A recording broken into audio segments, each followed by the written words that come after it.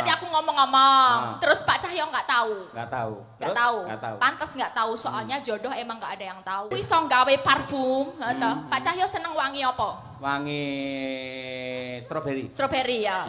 Iya, siji, loro, telu. Nah, coba dibau. Wangine apa? Ora nek wangine apa-apa? Alah, ndelok. Alah, stroberi. Alah.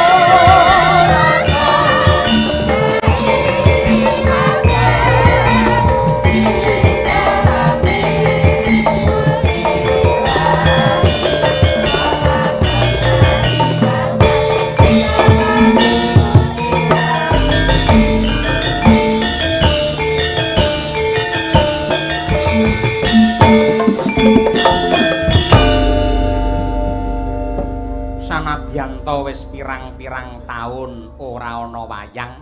Iya, ning Kedung Banteng ya, Mak.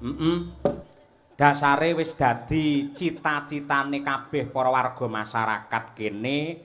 Alhamdulillah bareng bengi iki kepareng wayangan tenan sing kepareng rawuh sak lapangan penuh. Tepuk tangan untuk warga masyarakat Dung Banteng.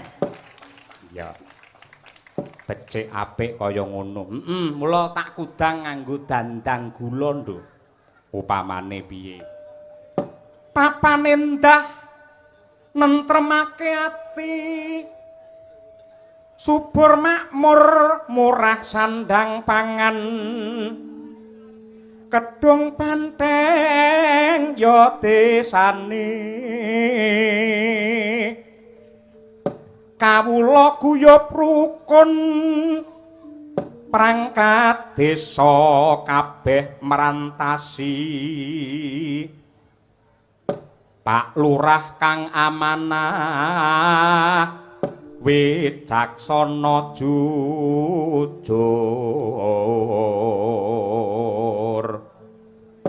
Kedung Banteng pancen kondang lamun biyen papane lokalisasi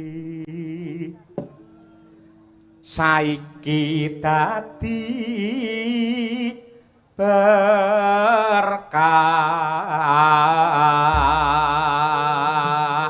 Allahumma amin ya rabbal alamin. Jebul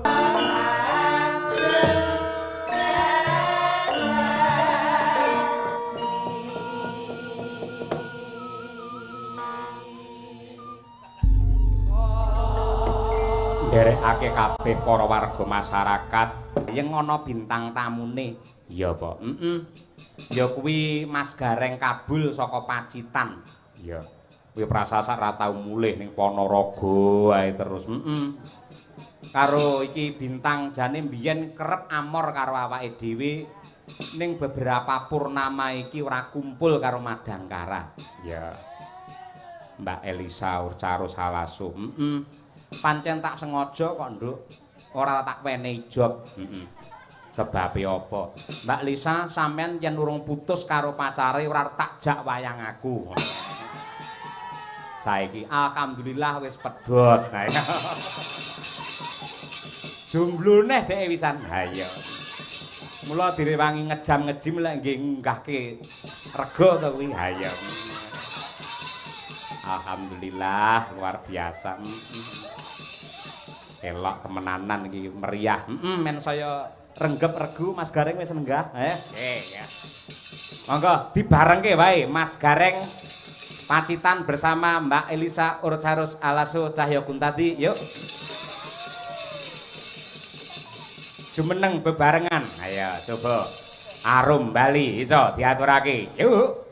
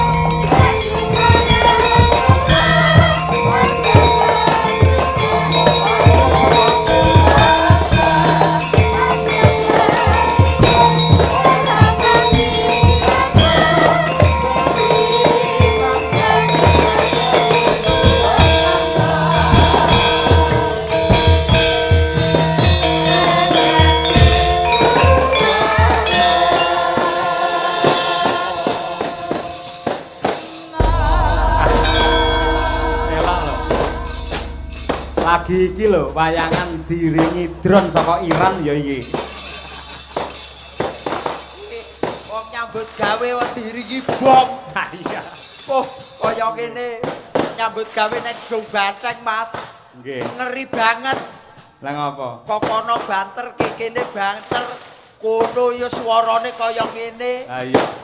Miris. Kayak iki sideme kapan, Mas? Iki Manut panitia dawuhe iki mercon iki nganti jam 4 esuk. Lah nggih, ora masalah aku wis lunas kok. Ora dagel ora apa-apa. Boleh. Sing penting becone entek yo. Nggih, ya. Iki selamat ra to, Nduk? Selamat Mas, tenangno pikirmu. Iki selamat tenan Kok to nek ora? wedi tak kempet kowe ndelikone kene. Oh, ya. Iki selamat tenan apa ora to, Mas? Selamat wis rahayu, wilujeng. Nggih. Tenangno pikirmu. Tombo teko lara minggat. Ora Selamat muga-muga. Iki pakurmatan kagem panjenengan lho. Ya kurmat kancane lho keweden, Mas. Lah ngopo? Lah iki lek bledos nendasku ora entek. Oh ya, jan Ora, awake dhewe iki malah diajari bersyukur marang Gusti ingkang nyipta jagat. Lah kok ngoten? Sing biasane perang kaya ngene iki lak Timur Tengah. Nggih, Iran, Israel musuh karo Amerika. Nggih. Upamane ning Indonesia nek perang kaya ngono, wayangi tidak ada. piye nasib awak dhewe ning nganti wayang? Ya awake dhewe nasibe ya gur delak-delik ning jero gentong. Makane aja nganti ana kaya ngono ning kene ya Mas didongakne. Ayam tentrem, karturo-tro rahardro. Katurora. Tentrem lan raharjo. Kabeh ayam tentrem Tentrem nyawiji gotong royong. gotong royong. Ya ngono kuwi dongane, sing penting dongane, salah koto-koto wis biasa. Kata-kata. Rasa mendeli. Ya ora Aku ki nyawang kamu tuh pusing loh aku janjane. Lah nyapa? Motomu ning ndi ngono lho. Lha fotoku nang kene. Lah kan kalau gareng itu enggak tahu iku maniknya itu ning ndi ngono kan mumet aku lene. Kowe pengen arep dudoi manikku ngerti nggone piye? Piye Mas? Culeken. Kok nyambut gawe karo iki wepe pindho ameng-ameng nyawa terus, Mas. Lah pancen ciri khase gareng niku lak kira. Kena diarani tegese teng mriki Kedung Banteng ke kedunge wong seniman, kedunge wong budaya sak kutha Ponorogo. Iki kabeh iso budaya iso seni kabeh. Elok. Mula kena diarani jenenge kene iki jenenge Desa Lepen Bison. Lepen bison kok iso lepen bison? Kedung ki apa? Kedung Lepen. Lepen. Bison. Pantai. Nah. Alah kok tegese ayo kuwi Lepen Bison. Lepen bison Mula- kedung panteng. kabeh. Nggih. Nadyanto Mbak Lisa sampun dangu sanget Dung Banteng menika mboten wayangan. Ijik, Ning leres. menika sampun menjadi cita-cita warga masyarakat akhirnya bisa terwujud pada malam hari ini. Nggih. Dengan presani sak lapangan penuh kaya ngoten niku Dung Nggih, Banteng. banget tumplek-blek aku ra iso melebu tadi sampai parkir nih aduh. Kita di mau masuk sini kudu biak PN untuk. Ora sangalih rene sik. Nggih. Kono. Rene sik. Kono. Ora. Ampun rong Mei rene sik ayo. Kono melu bapakmu kono. Melu kono. Sik, piye. Aku tuh gak izin Bu. Halah ora Oh, saiki. bebas. Bu Kesil ya ini santai ngene lho. Kon. Ngene, sampean ngomong piye mau? Jodoh piye? Aku kan tanya, kan tadi aku ngomong-ngomong. Ah. Terus Pak Cahyo nggak tahu. Nggak tahu. Nggak Terus? tahu. Nggak tahu. Pantas nggak tahu soalnya jodoh emang nggak ada yang tahu. Yang tahu siapa? Yang tahu sih Maha Kuwasa. Tuhan Yang Maha Esa. Yo. Toh. Itulah keagungan Tuhan Yang Maha Esa. Awake dhewe kudu bersyukur. Makanya. Apa wae wiwit saka pucuk rambut jempol sikil ditata kanthi apik. Leres. Jari iki lho, Mbak. Nggih. Driji wae digawe pisah-pisah ngene, ora mlumpuk dadi siji. Nggih. Lek mlumpuk nggih mangan angel to. Angel. Lah, ngopo sebab jari iki digawe pisah-pisah ngene? Apa Pak sebabnya? Demno rene, men iso ngene lho dadi. Pak Cahyo. Bentar. Apa? Aku iso sulapan. Sulapan piye? Aku iso gawe parfum, toh. Pak Cahyo seneng wangi apa? Wangi stroberi. Strawberry ya. Iya, siji, loro, telu. Nah, coba dibau. Wangine apa? Ora nek wangine apa-apa. Alah, delok. Alah, strawberry kok. Alah. Gareng. ngopo, Tak ngopo, omongi. ngopo. Iki rata isui 7 dina. Nggih. Cobi jajal kula ambuke Mas, cobi Mas. Nah, Nek oke. jenengan mau ambune napa? Strawberry. Strawberry jajal. Oh, nggih. Apa? Lah kok pesing ngene to. Kok malah persing ra ngono. Ora sia-sia lho ini dalang idolaku. Ah, iya. Pak Cahyaku tadi. Ayo. Ya ora mung idolane jenengan. Lah, kok piye? Idolane warga masyarakat Ponorogo, Nduk. Spesial ya. Spesial. Mulane penonton sakmene oke, ya menunggu beliaunya, kiprahnya beliau sabetane piye apa neh nyabetke atiku, Mas. Waduh. Wis ya. Awakmu kuwi rasah ngono. Apa? Lek Mas Cahya iki kan ya wis enek Bukesi. Ya ben Loh. 1-1-2-2. 1 buat Sukesi Rahayu, tapi 2 untuk Elisa selamanya. Waduh.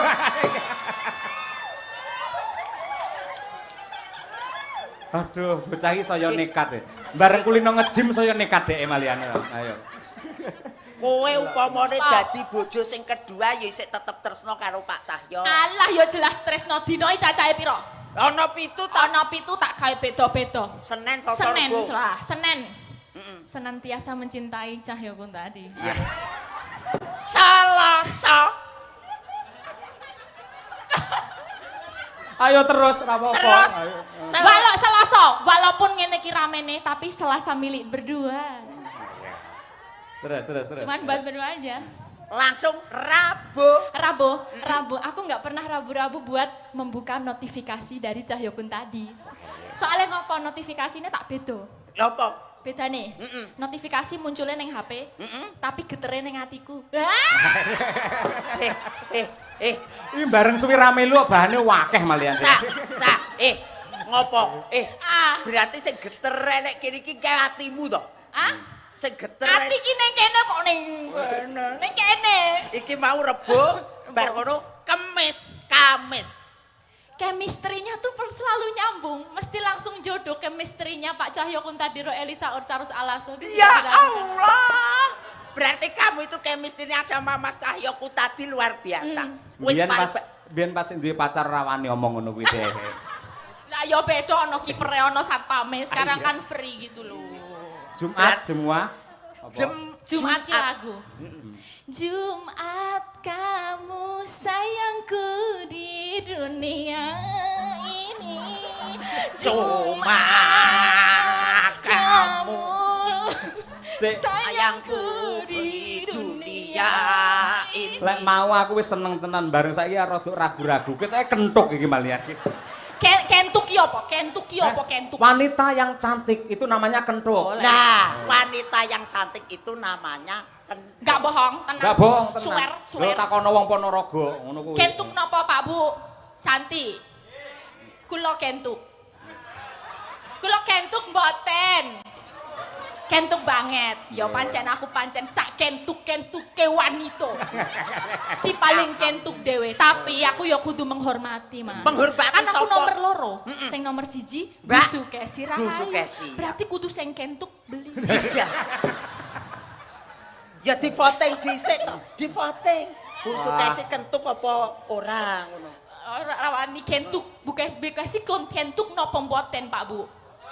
Kalau Elisa kentuk napa mboten? Kentuk. Oh, berarti sing kentuk aku. Maaf ya, Bu. Pancen sing paling ayu kentuk dhewe Elisa Orcarus Alaso si Ratu kentuk. Paling kentuk. Alhamdulillah. Alhamdulillah. Terus apa mau terus e? Tekan apa sih tadi? Sabtu. Sabtu, cuman kamu Sabtu-Sabtunya di hatiku. Minggu. Apa keri dhewe? Kowe apa urung ngerti to, Sa? Minggu prei.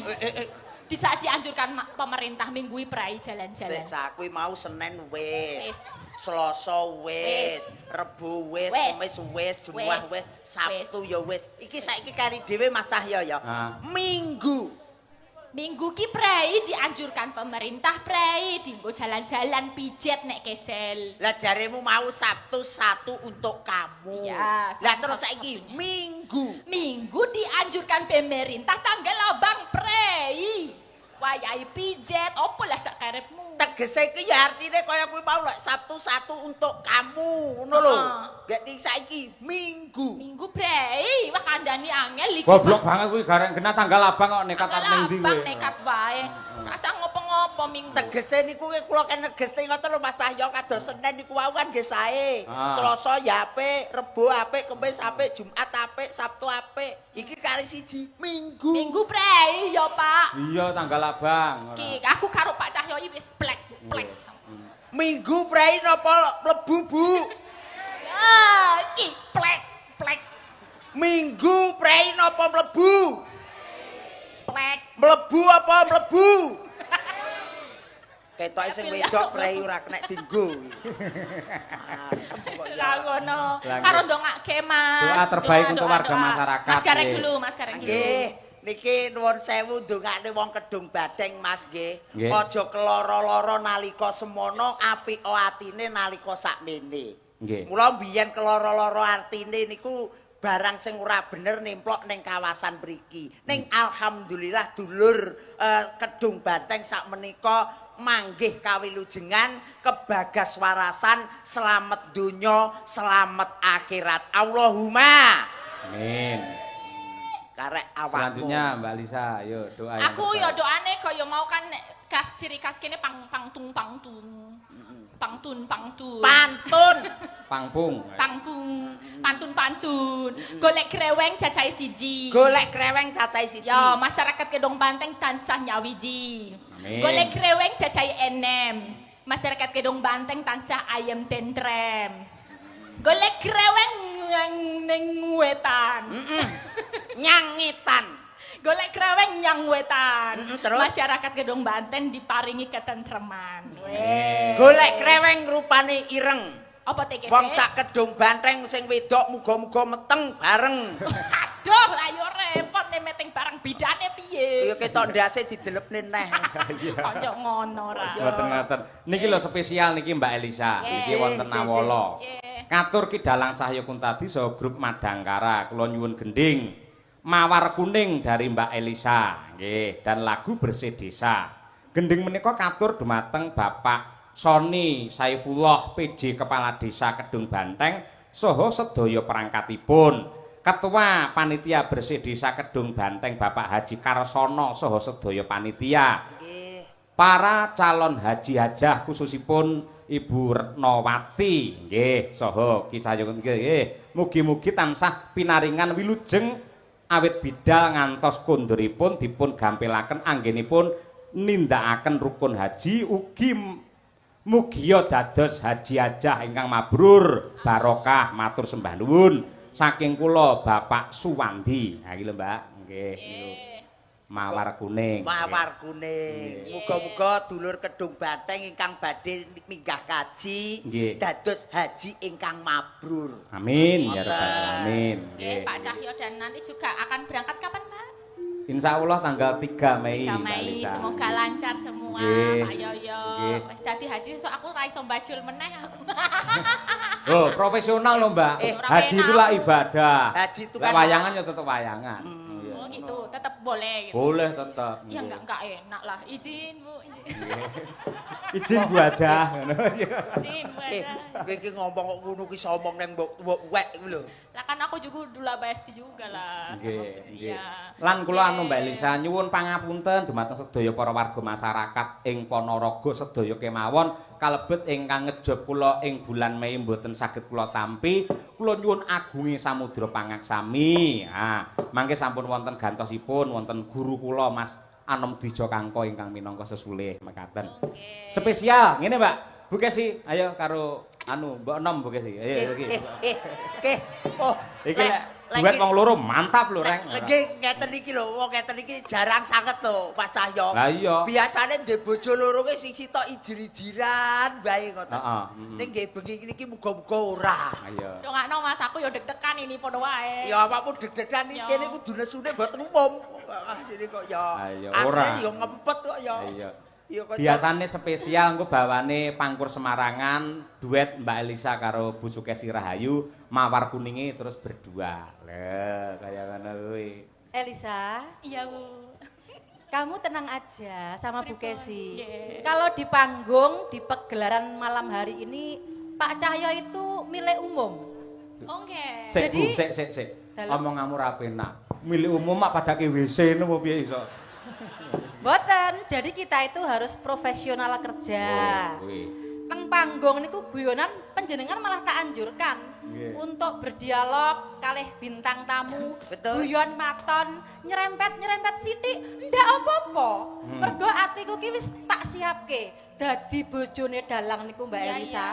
atine kudu jembar, padang lembah manah ora kena cemburuan. Lek cemburunan, wah lek Kurabi karo Pak Cahyo ora bertahan 16 tahun. Ya ra?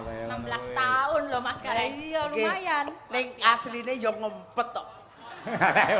Ora ngompori ah Mas Gareng iki lho. Reng. Asline ya ngempet. Kowe aja ngawur, Reng. Nun Apa? sewu, lek aku ora tanggapan karo Bu Kesi. Nggih. Anak-anak tak kon ning omah. Aku lunga berdua. Kalih Bu Kesi. Lho Pacaran. ning mall ngono kuwi. Ya. Mesti mesra romantis tak gandeng tangane. Lho. jenengan kalih Mbak Kesi. Angger ning mall mesti digandeng. Gandeng. Mergo lek ora tak gandeng ora tak cekel tangane. Kuwi njupuki apa-apa deh. Tak kira nek mesra ngono plane. Ayo Tak to. kira Iki kok. mesrane mung karo awakmu El. Mosok enggak Tenan. gitu, Bu. Neng aku upama tenan karo awakmu aku malah beneran kok El. Kok beneran diribet lho, Bu? Penak tanggung jawabku iku ngopeni bojo sing kaya ngono gagahe iku yo penak. Engko misale aku kesel, awakmu sing gentini jeti. Loh, bojo dalang kuwi wah remangsamu abot lho El. Ladenane kuwi abot. Kadang-kadang lek esuk nyuwun susu. Awan nyuwun kopi. Bengi nyuwun wedang jahe. Lah aku lek mendina nglayani dheke kan yo kesel to El. Repot nggih, Bu. Repot. Oh, jadi Lagi bagi iki lho, tugas. Lagi iki nyeluk bojone iso dheke lho. Iki Elisa karo Bu Kesi padha ae asine iki ora. Lek omong do ting tepet cotot kabeh ora. Yo diwiti saka Mbak Lisa dhisik coba kaya apa. Ayo sing nom dhisik. Ya. Izin ya, kakak tertua ya. Iya. Iya Adinda. Baiklah Adinda. Maduku. Aku lagi ngerti wong loro rukun seneng mboten ngono. Jan. Ditenanke apa piye? Napa? Tenan apa piye? Heh? Tak lamarke. Ampun, Bu, ampun. Pripun? Tenan apa piye? Jambel siapa. Ora apa-apa lho, tenan lho. Ya Bu Kesi. Bu Lisa. Ah, mulai buyar. Mah Iya, Elisa. mulai ini kan. Iya. Monggo. Mingkar mingku renggang koro.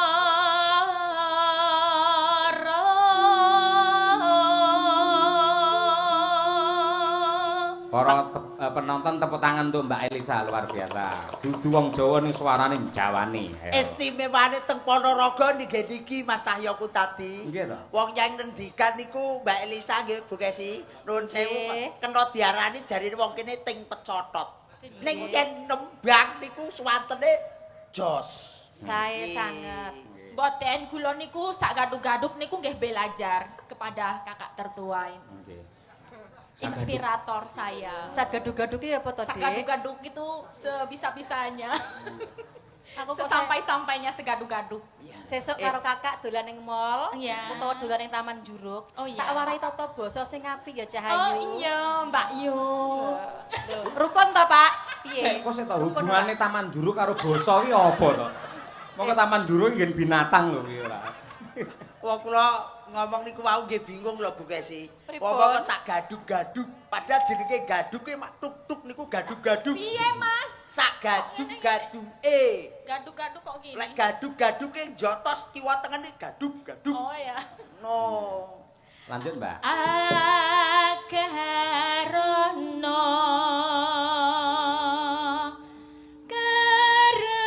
karenan marti si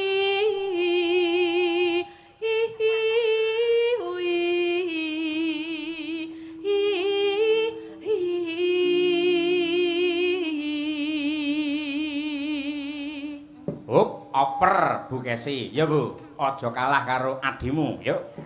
Aja kalah karo Mbok Nom ngono lho. Iya. Kok iso adimu kuwi kok. Gareng iki ora ya. Bapak Ibu, jenengan lek Pak Cahyo mendua ngoten setuju mboten? Setuju. Sajae. Piye to wong do bantengi ora. Iso malah iki. setuju. Loh, kula jane pengen nyuwun preso lho. Panjenengan niku alasane napa kok iso mempersilahkan Pak Cahyo mendua Elisa dan Kesi niku alasane napa, Bu? Coba Ibu Eni kok sing kudungan oren. Napa, Bu? Wah, ora iso jawab kok. Wedi kabeh tak tenani. Nggih. Lah iya. Karepe jenengan men enteng gaweane ngono lho Bu Kesi. Dadi engko Senin Selasa Bu Kesi, Rebu Kemis Elisa, terus Jumat Setu engko Bu Kesi. Lah Minggu tak nggih pijet ngono. Loh, pancen ya ngeten loh, memang poligami itu diperbolehkan. Betul, betul. Tapi dengan catatan mbok wek iku kudu setuju, ya toh? Merestui, ikhlas lahir batin. Malam hari ini disekseni warga masyarakat Ponorogo Kedung Banteng, Pak Cahyo tak ikhlasi lahir batin loh. Piye tok tok tok tok tok tok tok tok tok tok tok tok.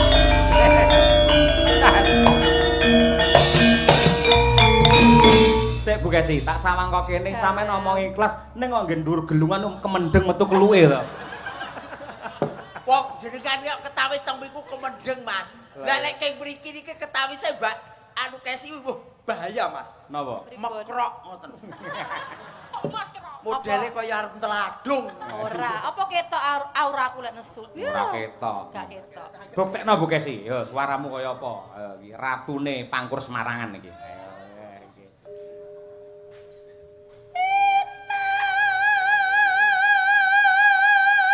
Terus sayang.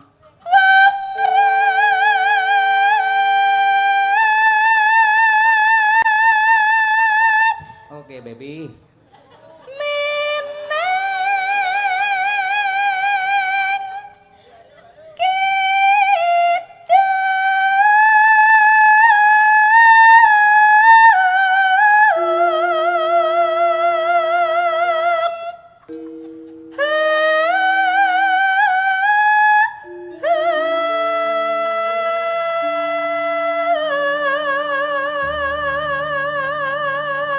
Unggah keneh Bu Kesi. Mbak Elisa kudu memperhatikan. Ayo. Lah iki kudu sampean iso ngene iki kudu. Kowe ku aja nganti kalah lho, aja nganti kalah. Kowe pendukungke aku.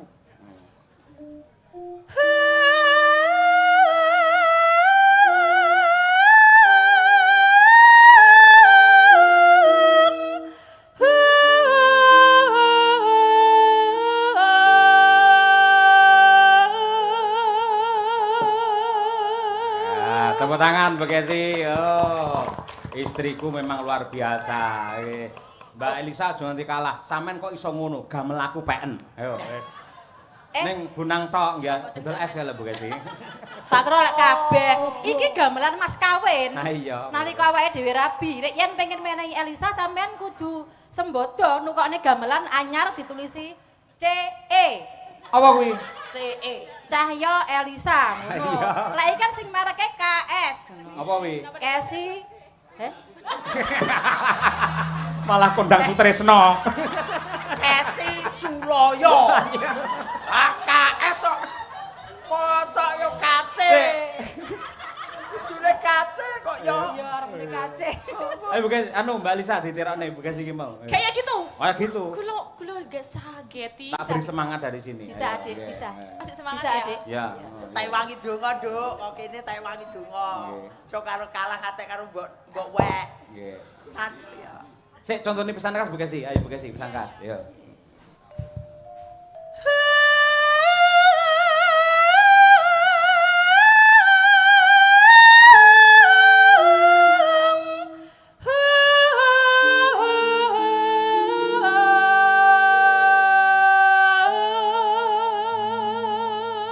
Oke, selanjutnya yuk Nadia Arina, yuk. Nadia Arina. Elisa. Pegang tangan dulu. Ya. Asik. Alah karepmu. Sabar. Innallaha ma'as-sabirin. Wong sabar dadi kekasih. Sekali merdeka tetap merdeka. Padung tak supporti kok ngono kok malah. Ya sa, sekali ayo, merdeka tetep coba sa. merdeka. Map sa, ayo sa, ayo. Piye?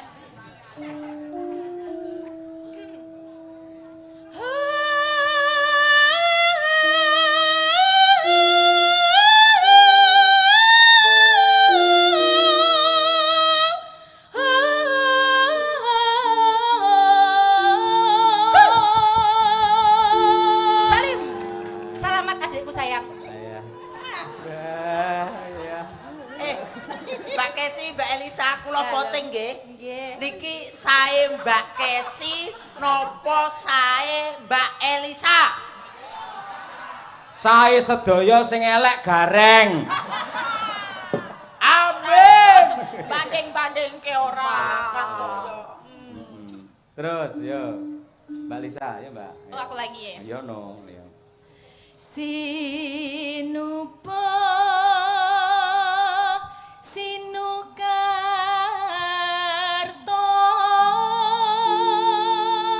mreh kretarto pakartine ilmu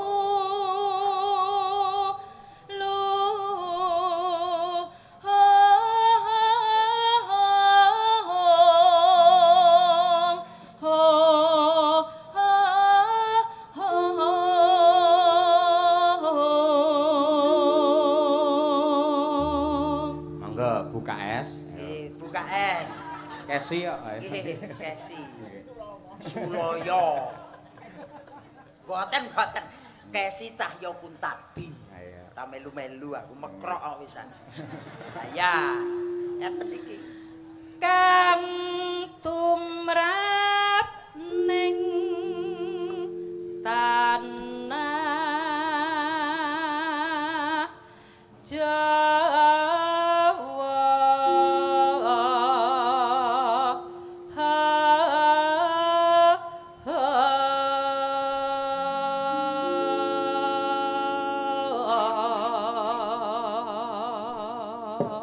untuk menunjukkan kekompakannya bareng Mbak Lisa karo Bu Kesi. Coba yen kompak tenan berarti atine ya dadi siji. Ayo, nggih. Ya, pancen penake bareng lho, El. Nggih, Sawi.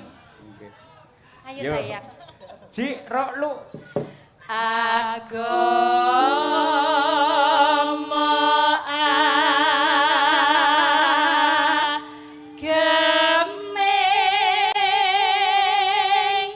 haji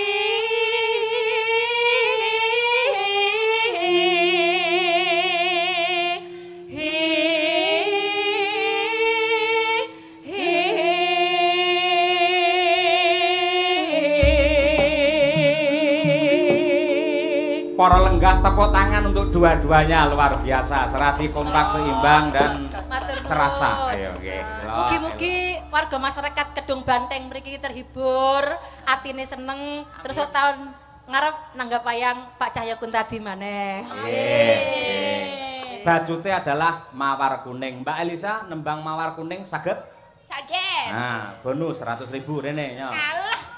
Ya ampun, aku ya melek ta ya. Bu Kesi, mawar kuning saged? Saged. Mriki kula iki luman ya karo wong-wong nggih. Matur nuwun Pak Dalang. Mas Gareng, Dalem. mawar kuning saged? Boten. Nggih pun, nggih.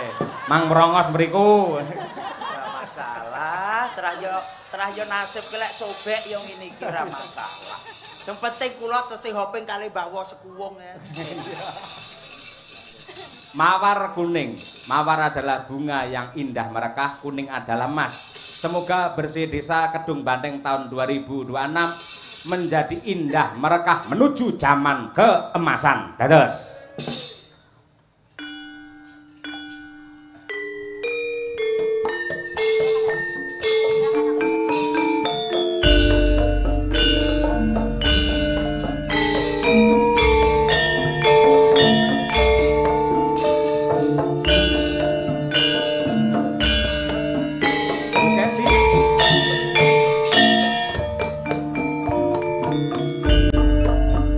Mas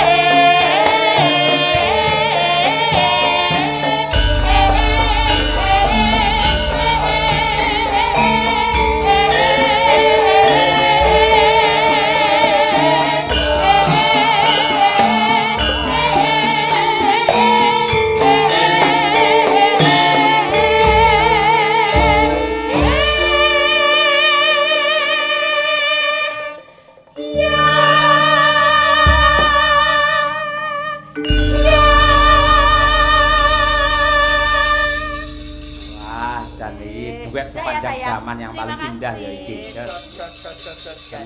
Matur nuwun. Kaya ngono kuwi lho Mas Gareng, endah seni budaya iki kaya ngono kuwi.